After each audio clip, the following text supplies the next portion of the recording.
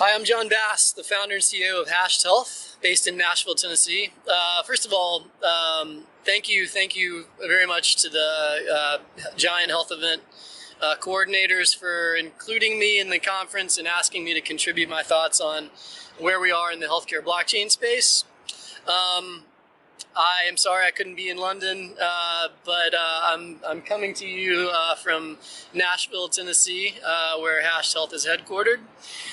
The goal for what I'm going to do today is to talk to you about my thoughts after being in the healthcare blockchain space for the last 3 years on kind of what we've learned and what's really happening in the industry today, and some of the thoughts about how projects are coming to life.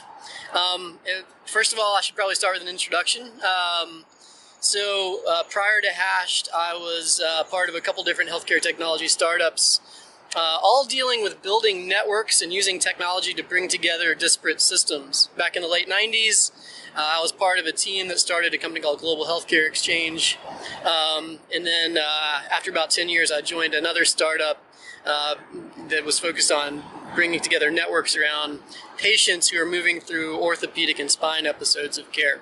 So I have a lot of experience in something that doesn't come naturally to the healthcare community, at least here in the US, which is collaboration and kind of building these shared operating systems that allow people to come together around high quality, low cost care delivery systems. That's a huge problem in the US. As you may have heard, healthcare costs are now soaking up almost 20% of our gross domestic product. So we're headed for a real crisis in the U.S. That's really starting to undermine the work of a lot of our government and a lot of our employers. And so we all feel in the U.S. like we're headed for some kind of crisis, and we aren't sure how it's going to work out. Healthcare is working exactly as it was designed to work. The problem is that design is not sustainable and scalable. It's soaking up too much of our resources. And the same trends are actually true. The same trends in both cost and quality concerns are actually true in the UK and the EU and lots of places around the world. It's just that in the US, we spend so much money on this problem, and we continue to suffer from issues of access and quality for all of that money we're spending. So there's a real thirst for trying new things, and there's a real thirst to kind of fundamentally design new systems around care delivery and care payment that allow us to address some of these problems. Now, blockchain. After my experience around 20 years in trying to solve a lot of these care delivery challenges and payment challenges and value-based care challenges, I realized that a lot of the fundamental issues in healthcare are issues of trust and transparency and incentive alignment. Blockchain is purpose-built to solve issues of trust and transparency and incentive alignment. And so when I read Satoshi Nakamoto's white paper, when I saw the Ethereum yellow paper, when I went to DevCon and saw what the Ethereum community was doing, when I went to New York and saw what companies like R3 and other big fintech companies and insurtech companies were doing with early blockchain experiments back in 2015, 2016, I started to really connect a lot of the dots between what was happening in the fintech and financial services space with what we needed to do in the healthcare space. And so in 2016, I started Hashed Health, and we started kind of really focusing on B2B use cases. We believed we didn't put all our eggs in one basket. We didn't go all in on track and trace or medical records or supply chain technologies. We decided to take a kind of a broad approach to the space and focus on working with lots of different enterprises on lots of different use cases and building on lots of different protocols. Over the last 3 years, we've done a lot of experimentation with technical models on Ethereum and on Fabric and on Tendermint and on Corda and on DAML and other protocols and smart contracting technologies.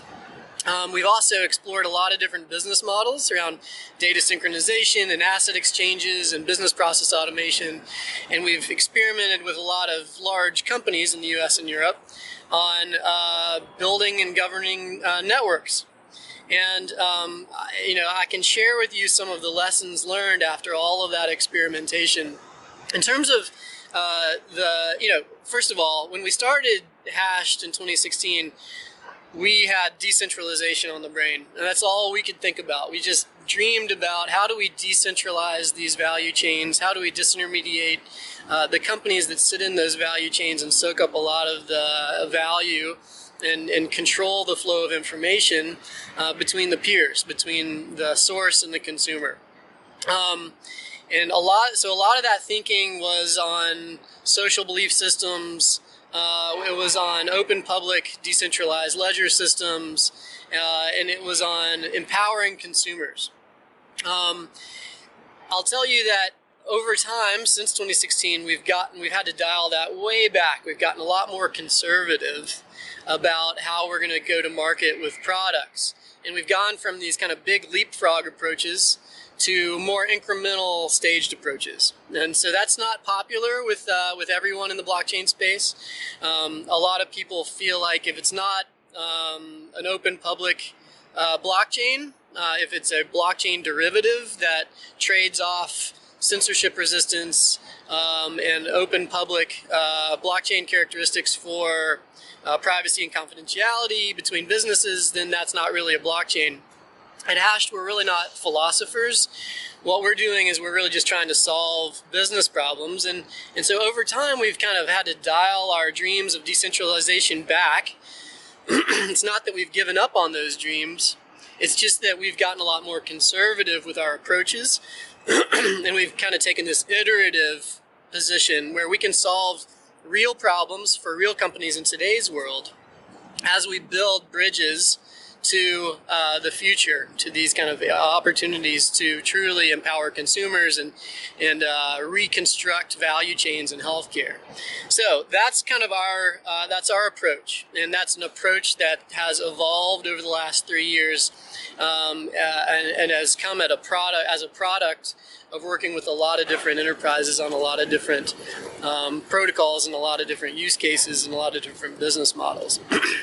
So one of the things we've learned is there's this really interesting and tight relationship between the technical model that we use for these projects, the business model that's enabled by the use of a distributed ledger or a digital asset, and the networks that are forming around these projects. And so you got to find the sweet spot between the technical model. There's got to be a reason to use a distributed ledger or a reason to use a blockchain. The business model that has value for all the participants, and the network. You got to have the minimally viable network of partners to help you get it off the ground, and then you scale it up from there. So we've learned a lot about where that sweet spot is and what use cases kind of have a home in that sweet spot. And so from a technical perspective, there's lots and lots of technical models that we have tried. As I mentioned a few minutes ago, we've built on a lot of different protocols, and we've learned about, in healthcare, a lot of times we're trying to optimize for privacy and confidentiality. And we've learned there are strengths and weaknesses to the different protocols in terms of doing this. We started kind of on with Ethereum and Tendermint and Fabric, fully replicated ledgers where all data is being shared on every node in the network.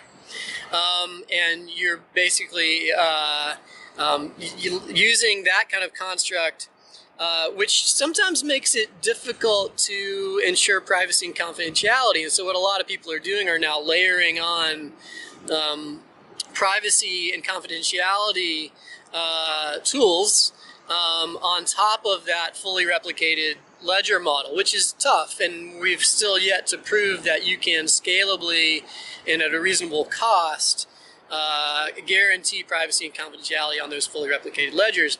So we also have started experimenting with more derivatives of the early blockchains, distributed ledger technologies, and even now there are these hybrid technologies that look a lot more like cloud that have cryptographic security layers around them. And so these are products from like Amazon, like QLDB and Google's Trillion and a couple others. So now you've got this kind of spectrum of technologies, from the open, public, decentralized technologies all the way down the spectrum to things that look a lot like cloud, more like cloud than blockchain, honestly. And so you've got a lot of different things you can choose from in terms of how you want to optimize your technical solution for certain types of business problems. So, depending on the problem you're trying to solve, you now have a range of technologies that you can choose that are optimized for the characteristics of that problem. I do not currently believe that we're in a one-size-fits-all world. Ethereum, Fabric, I don't believe that these protocols are perfect for every use case. So that's kind of learnings about the technical area. In terms of business models, you've really got to make sure that whatever you're doing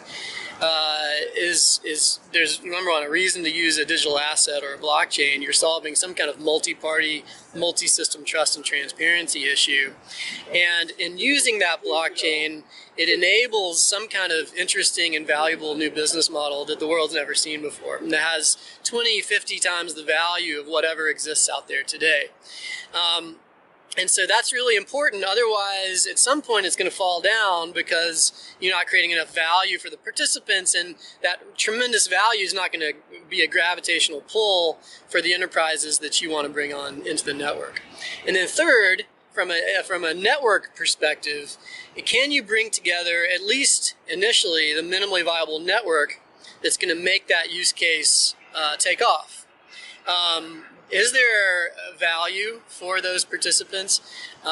Can you get it through legal? Can you get it through their procurement processes? Oftentimes these are big insurance companies in the US or pharma companies in Europe or big health systems. And they have pretty advanced procurement processes that you've got to get through. And you not only have to get through one, which I know from experience is really hard, but you have to get through several at once, and you have to have them all agree on a shared kind of contract governance structure, which makes that job even more difficult. So again, finding that sweet spot between the technical and non-technical characteristics of a blockchain project is very, very challenging, and it's one key reason why it is taking so long to get these projects off the ground. We do have some business patterns now where we feel like we've found that sweet spot. And so what we've learned is there are basically three different patterns that are emerging, at least here in the US, in terms of meaningful work in the space. One is data synchronization efforts. So, people are starting to, and these are the most simple projects, where you're just using the ledger as a shared data resource for a bunch of businesses who are interested in the same set of information. So, for example, there's a project here in the US called Synaptic Health Alliance, and Synaptic is solving an issue around insurance companies' directories. So they have to keep accurate and up-to-date directories of physician information, otherwise they get fined. And so it's a problem, it's a good example of a problem where each individual organization over time has had a really hard time maintaining the accuracy and completeness of that file individually, but as a community, they're much more able to solve that problem. And so they're using a blockchain as a data synchronization layer, and that's pretty much it. Another example, business pattern that we're seeing, the second business pattern, is what we call an asset exchange. And a good example of an asset exchange is our professional credentials exchange project here in the US, where we are leveraging the blockchain to enable transfer of digital assets between counterparties who care about these assets. So in the US, we have this credentialing problem. It takes about 4 to 8 months sometimes for a hospital system to credential a physician. And they have to do what's called primary source verification. They have to go to the primary source and get that information and store it in a database so that they can prove that they have primary source verified this physician's identity. Did you graduate from medical school? Are you licensed to prescribe? What's your employment history? Do you have any malpractice investigations against you, etc.? And there's a great ROI for this use case because it often costs $7,500 to $9,000 per day in lost revenue as that process unfolds. So it's a great ROI. The data is not super toxic. You're not talking about PHI here. And there's a beautiful new business model that's enabled by the use of a digital asset. And it's this data market where anyone who has this information, these credentials, can offer those credentials to a counterparty who needs them. So here in the US, there's lots and lots of insurance companies and health systems and data partners who are all signed up to use this professional credentials exchange, this data market, which is a brand new and really interesting and potentially valuable business model for an old problem that no one party has been able to solve on their own. So that's a good example of an asset exchange, and that business pattern of an asset exchange that's being used to allow organizations to do a better job of maintaining complete and accurate data files has a lot of different applications, and we're actually in the process of putting together several more of these asset exchanges. So asset exchanges are one area that Hashed Health is really excited about. The third area is multi-party business process automation. So traditional business process automation has been all about single entities. Multi-party business process automation is about synchronizing data, and in the healthcare world that often means business and clinical and potentially even real world data across a number of different businesses who are all trying to accomplish the same goal. They're all trying to adjudicate a value-based contract or participate in a care coordination process or manage a clinical trial. There's lots of different examples of this. And so this is another area where we feel like you can solve multi-party trust and transparency issues and incentive alignment issues. And in solving that, you can provide a lot of automation, cost savings. You can provide operational intelligence that doesn't exist today. And then you can also get into an innovative stance where you're enabling these organizations to be very innovative in terms of how they model these contracts and these workflows in the future. So you can innovate on who the counterparties are and what the source systems are and what the value transfer characteristics are on top of that ledger, on top of that shared source of truth. So beautiful new incentivization structures can be employed that just don't exist today. And so all of these are examples of things that are really happening here in the U.S. With large organizations where we've kind of feel like we found a good use of not necessarily a blockchain, but at least a distributed ledger technology or a derivative of blockchain that enables an interesting new business model and a lot of innovation in terms of an old problem that's never really been solved very well. And we've got networks of organizations that are now coming together around these problems. And you know, at this point in time, what's really telling is the number of these consortia or big networks that are starting to stand up. Over the last year or so, in the US and Europe, we've seen at least 8 major consortia be born. I've mentioned a couple, Synaptic Alliance being one, Professional Credentials Exchange being one. Those two specifically have lots of big insurance companies and lots of big health systems that are a part of those initiatives. In the Europe, you've got a great example with Melody. I'm very excited about what the Melody folks are doing. They've brought together a lot of the major pharma companies into a federal learning consortium, federated learning consortium where they're doing interesting things with combining kind of blockchain and AI and machine learning to kind of improve the drug discovery process. So, and there are several more. There's the MetaLedger project that's working on track and trace and serialization, and just a number of other kind of big, impressive consortia that have announced their work over the last year or so. And so it's still early. There's still a lot of technical innovation happening and evolution happening. There's still a lot of business model innovation and exploration that's happening. And there's still, you know, I think you're going to see a number of new consortia, at least here in the US. This seems to be the real trend right now, is a number of these new consortia that are going to be standing up. In fact, we know of at least 2 more that are going to be announced late this year, early next year, one in supply chain, and then a couple others that we're involved with as well. So there's a lot going on, and there's a lot of real things happening. It's not crypto. In the US, at least, it's not consumer focused. It's more corporate belief systems rather than consumer focused belief systems.